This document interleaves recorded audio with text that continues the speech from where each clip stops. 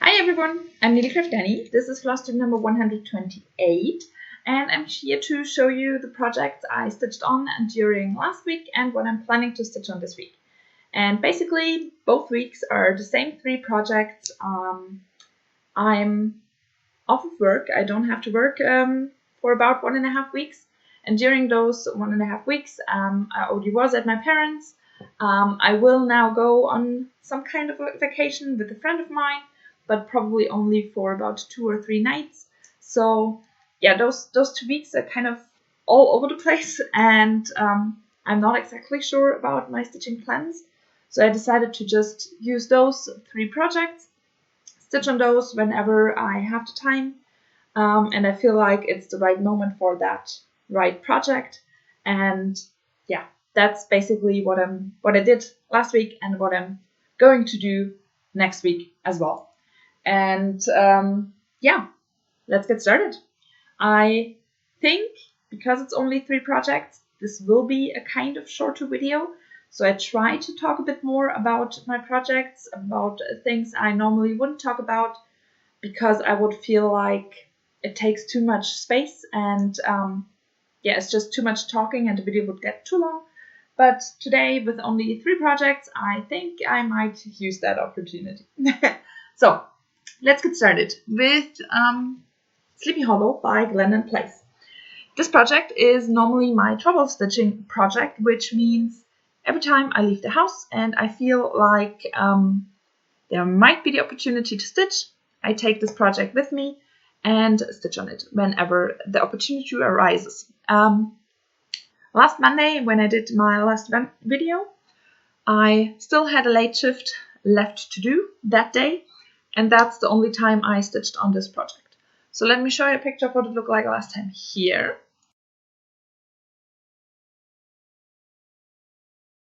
This is where I got to, and I'm not even sure you will be able to see any difference. Basically, what I did, when I showed you last time, I had just finished stitching all of the border, and now I started back stitching because those motifs down here were all still missing the back stitch. And I started in this bat over here, did those 3 motifs, did that pumpkin, that bat, and have now my backstitch thread parked for that the pumpkin over here. So 5 motifs are backstitched, and that's everything I did since I saw you last. As I said, I used this to stitch on it during my last late shift on Monday, and afterwards I think I was home for another day, and then I drove home to my parents.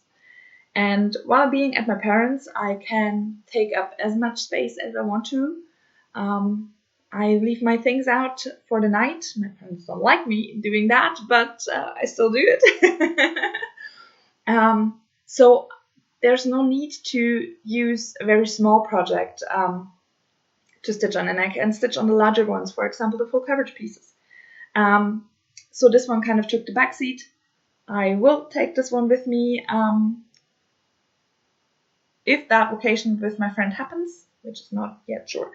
But if it does, I probably will stitch mostly on this project because I will stitch while she's in the bathroom or stuff like that, and not exactly have a ton of time on my hands like I do when I'm at my parents'. So yeah, hopefully this will get a bit more of attention until we see it next. I would love to finish all the backstitching, but I won't make any plans because I don't know what's going to happen, so making plans doesn't make sense. This is stitched on 28 count casual linen in the colorway Haunted by Pictures Plus.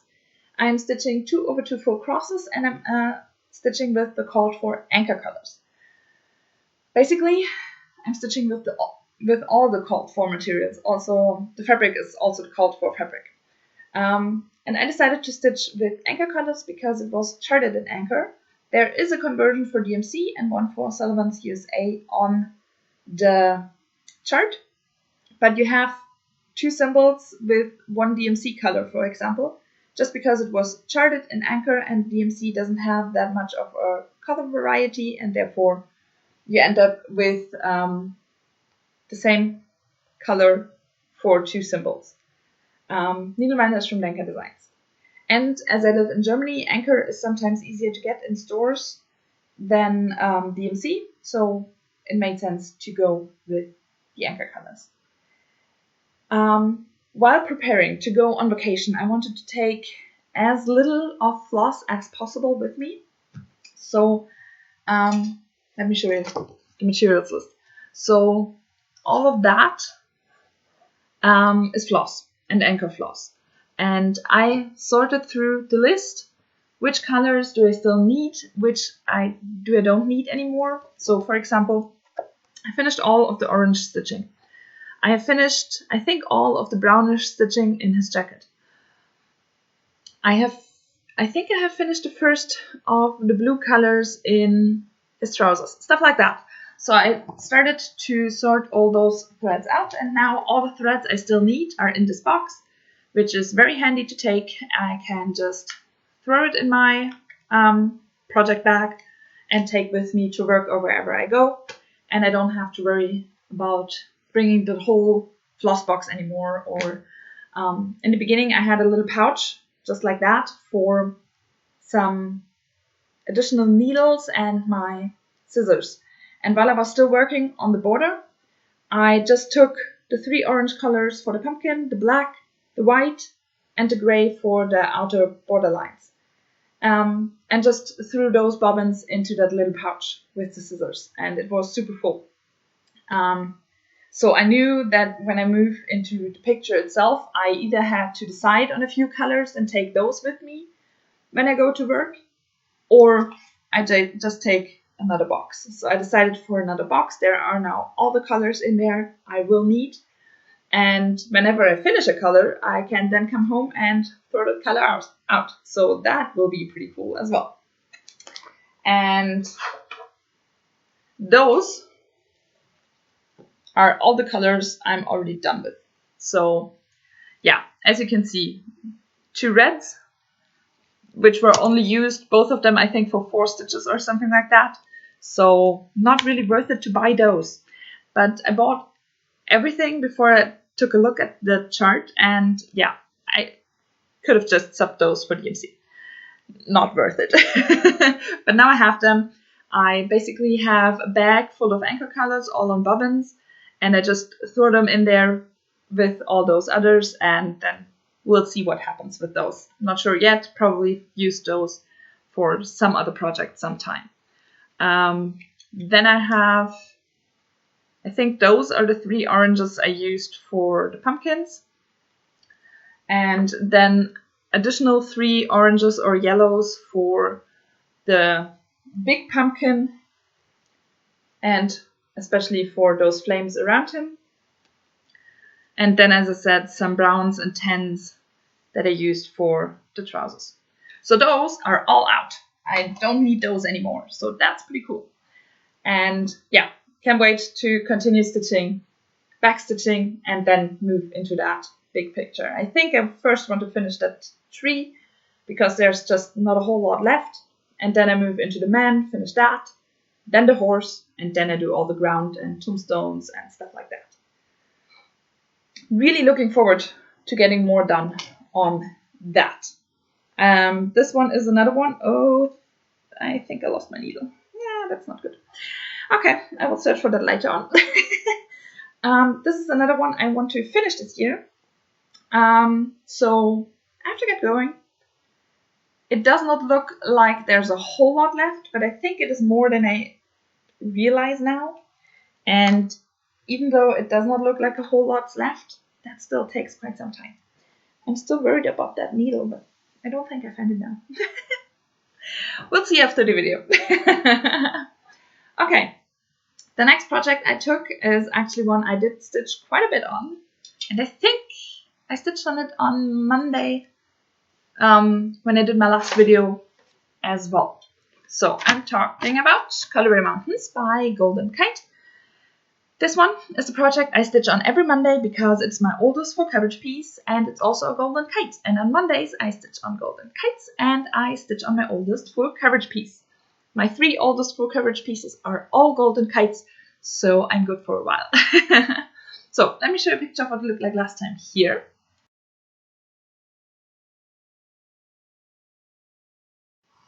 And this is where I got to. So I'm really happy with that. Since you said last, I finished the column I was stitching in and did one more column as well. And also there are a few stitches in that next column done already, just because those threads I had still left over on my needle were super short, and I decided to just stitch them up and not park them, and next time I stitch on it be annoyed because those threads are so short. Which happened to me before, so I know I shouldn't do that. I sometimes still do and park super small threads, and every time I do that, I'm annoyed the next time I come back to this project and have to use those really short threads that maybe are enough for 5 stitches, and then I have to cut it and take myself a new thread out of the box. So I try not to park shorter lengths, but sometimes it still happens. But this time I did stitch them in this next column already, so I'm very happy about that. This is stitched on 25 count even weave, 2/1 10 stitches, and the needle minder is from Denker Designs. So finishing this column will mean I have another page finished, and I will then move down into that page down here. I think it's 17 or maybe 18, I'm not sure. I will move down into that page down here before I move back up here, and then we'll stitch the last page of the first row, which I'm very much looking forward to. Did I say needle minder from Denker Designs? I'm not sure. Now I said it. Yeah, so really happy with this piece. I want to finish it this year. It is my oldest full coverage piece, and the beginning of the year I estimated I need about 30,000 stitches to finish it, and so far 11,000 are done. So still quite a way to go. Today I'm going to stitch on it because earliest my vacation starts tomorrow, which means I will be able to stitch this column today. Hopefully. At least that's the plan. So hopefully I will end this day with a page finish. I just said it's my oldest full coverage piece, and that is true. Technically. Because when I started this project back in May of 2019, I started in the top left corner with 2/1 full crosses. I started stitching in March of 2019, so starting this project on 1st of May of 2019 was super early on in my stitching career, and I had no idea what kind of stitching I liked, which fabric counts and stuff like that. I had no idea. So I started that corner with 2/1 full crosses, and I realized I do not like that at all. It's way too bulky for me. I don't enjoy it. So I think I managed to do around 80 stitches and left it. Put the project away and left it for a while. And back then I already watched flosstube. It's kind of how I got to know all those golden kites and heaven and earth designs and stuff like that. So I knew that a lot of people don't do 2/1 full crosses, but 2/1 10 stitch on 25 count is a thing. So I think in the meantime I had started 2 or 3 more full coverage pieces, and then I came back to this one and decided, you know what, I don't like 2/1 full cross, I'm going to do 2/1 10 stitch. I think I already started the Chimney Sweep, also by Golden Kate, which is also on the 25 count, and with that one I also do 2/1 10 stitch, and I already realized I like that. And because this project has blended colors, I couldn't work with only one strand of floss. I needed 2/1. Because 2/2, the fabric would have been too small. So I knew 2/1 it was either full cross or 10 stitch, and I did not enjoy full cross, but I already knew from another project I kind of liked 2/1 10 stitch. So basically, when I had started it first, I had started it up here, and I ripped the stitches out, tried to save as much thread as possible. I already parked back then, and then immediately restitched that color down here and parked it. And I did that until all of those stitches were frogged, and everything I had frogged was restitched again down here, and then I continued stitching. So that's basically why this one is my oldest full coverage piece. But if you're super correct, you could say I started at 4th of my projects because I restarted it. I still count that first day as its start day, because I started it back then, and I did not restart it on another piece of fabric or anything like that. It's just completely, yeah, it's the same project. Also, I stitched this as all my golden kites from a paper pattern, because as I said, I started those super early after I started stitching. And back then, I had no clue about anything at all, so when I ordered those charts, I ordered the paper copies. And I know there's the possibility to upgrade your charts with a slight fee, and you will get the PDFs and you can then use it in Pattern Keeper. For me, I don't think it's worth it. The only one I consider or would consider it is Norwegian Ship under Sail, which I'll show you next. But especially for this one and the Jimmy Sweep, it's just not really worth it, I think. So I'm just going to continue doing the paper patterns, especially because I want to finish this one this year. And I'm already thinking about next year. So it would be nice to finish the Jimmy Sweep next year, and then I only have one paper pattern left, and that's fine with me. So yeah, that's Colibri Mountains. As I said, hopefully today I will get a page finished, and I will take it with me to on my vacation. So it would be nice to start that page, but I really doubt it, because I just don't think I will have the space and time to actually do such a complicated piece. So I won't do that. Pretty sure. But I will take it with me nevertheless. And you never know.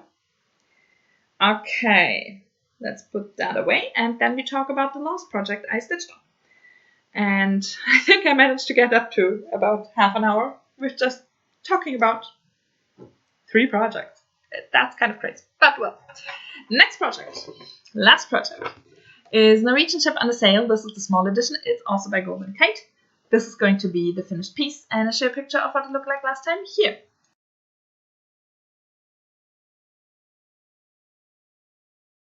And this is where I got to. So I'm really happy with that. Since you saw it last, I finished that column and started the next one. This is stitched on 18 count antique white Aida. I'm stitching 2/1 full crosses, and the needle minder is from Denker Designs. So this one is my most involved piece. It is the Golden Kite. I think about getting the PDF pattern, just because it's so involved. I think there are over 200 colors in here, and it only has about 110 stitches. So it is confetti heavy. But it's also a lot of fun, especially when you look how those sails come out. They look amazing, and I'm really happy about that. They're just really a pain to stitch. Super confetti heavy, as you can see on all those park threads that hang there. Basically, I stitched this one in columns. I worked my way from the bottom to the top with my park threads, stitched them everywhere they occur in that column, and parked them in the next, or put them away. And then I moved back down from top to bottom with all the stitches that aren't done yet, because I had no parked thread in that color. And then I stitched those from top to bottom, wherever they occur, and parked them in the next column. And that's how I move along with this piece. In the month of July, there's the Tour de France Stitching Challenge in the Full Coverage Fanatics Facebook group. And I participate with this project, with all the days. So basically, whenever the Tour de France, they ride that day, the amount of kilometers they ride, you stitch stitches. So, for example, yesterday, they rode 183 kilometers and I did 182 kilometers and I did 182 stitches. It started on the 1st of July, goes through the 24th of July. The smallest amount of stitches is 13 and the highest I think is 220. And there are 3 rest days over that course of those 3 weeks, a bit more than 3 weeks. So those 3 rest days, you don't have to stitch anything. You can get caught up when you fall behind, which is really nice because I think next week I will fall behind. But you can get caught up. You can stitch up ahead. So that's really nice. So far, I'm up to date. I didn't stitch on the first, but on the first there were only 13 stitches. So on the second, I did my stitches for the first and the second. And yesterday was the third, so I did my stitches yesterday as well. Today is a rest day, so no stitching on this project today, but tomorrow they start again. And up until Sunday, they ride every day, starting tomorrow. And every day they ride close to 200 kilometers. So I have to do close to 200 stitches on this project, which on this project takes me about 3 to 4 hours, I think. And as I said, I'm probably going on vacation with a friend. Yeah, we'll see how that works out. I try to stay caught up, but I really highly doubt that I will be able to. I will take this project with me. I take all the colors I need for that column with me. I probably have a few for that column then as well for the next one, but I did not check.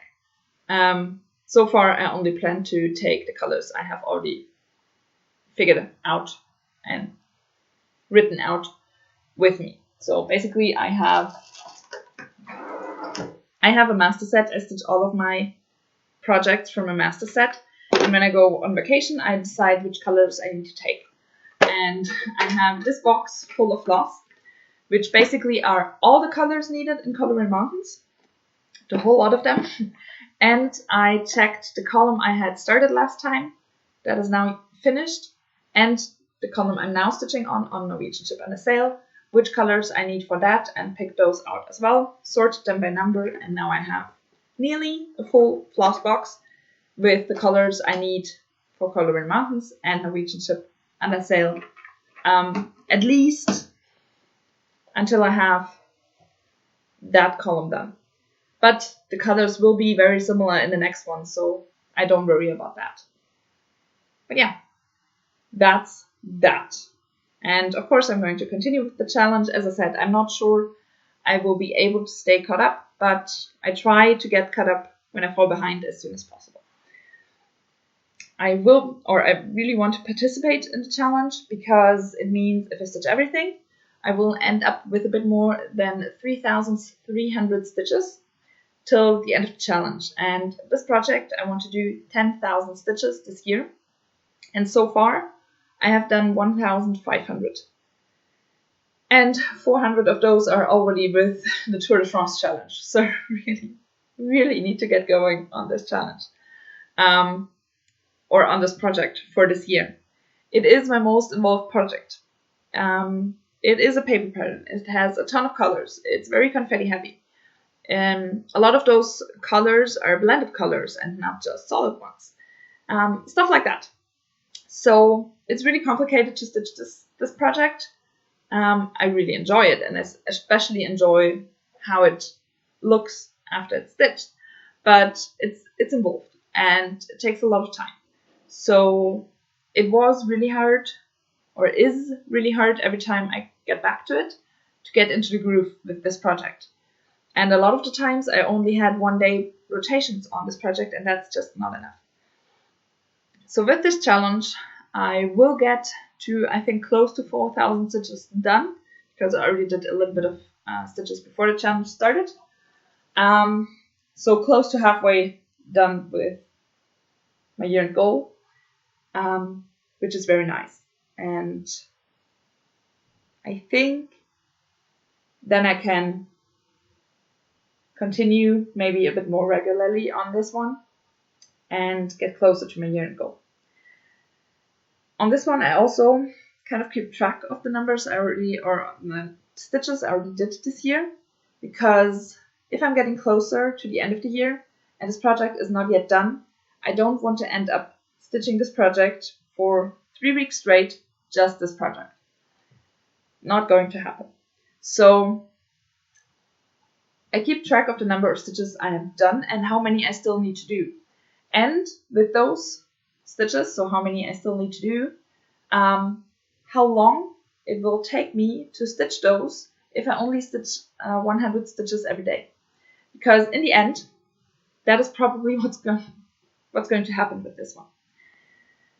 If I get closer to the end of the year and the day comes that I need to start stitching on this project 100 stitches every day to be able to finish my year-end goal until the end of the year, I will do exactly that. Stitch at least 100 stitches every day until my goal is done. So far, I'm somewhere in October to when I have to start stitching on this one. I do hope that with the Tour de France challenge, I will get that number to somewhere November. And maybe don't need to get back to it and won't need to do 100 stitches every day because I finish my goal earlier than that. That would be the goal. But we'll see about that. Yeah. Bring it a little bit closer. I think I talked enough about it. Let's put it away. And yeah, that's everything I stitched on, everything I'm going to stitch on next week. And I hope you enjoyed this video. It was a little bit different than normally, where I just show you my projects and talk very little about them. I do think I talked quite a bit about it. One thing I remembered I wanted to tell you, because I'm not sure about it yet. Normally, at the end of July, I do a whip parade. Because in August, there's Arbitrary August, and I want to participate, which basically, Arbitrary August means you stitch on a randomly chosen whip every day. At least that's the way I do it. For me, those randomly chosen whips are all the whips I have not yet finished my goal on. So the ones I have finished my goal on are not going to participate in Arbitrary August. So normally I do a whip parade on the 31st of July or the 1st of August, sometime around that.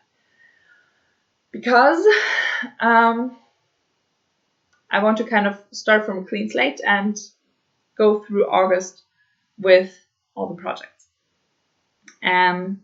But normally I don't have any goal finishes or very few goal finishes before August. So I basically show you all the projects, and all those projects will be in Arbitrary August. This year I have already finished 5 goals, and I kind of hope to finish one more in July, but I don't know which one would be that goal I could finish. So we will see. But that would mean I have 9 projects in Arbitrary August and 5 already out of it. And so I'm not sure if I'm actually going to do a whip parade. What do you think? You probably say yes to a whip parade because everyone loves whip parades. But I do too. Yeah, not exactly sure. We'll see about that.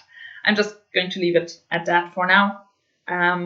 Going to start stitching hopefully on Colibri Mountains, so I can show you a page finish next time.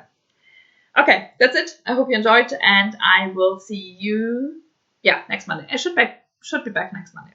So see you then. Bye.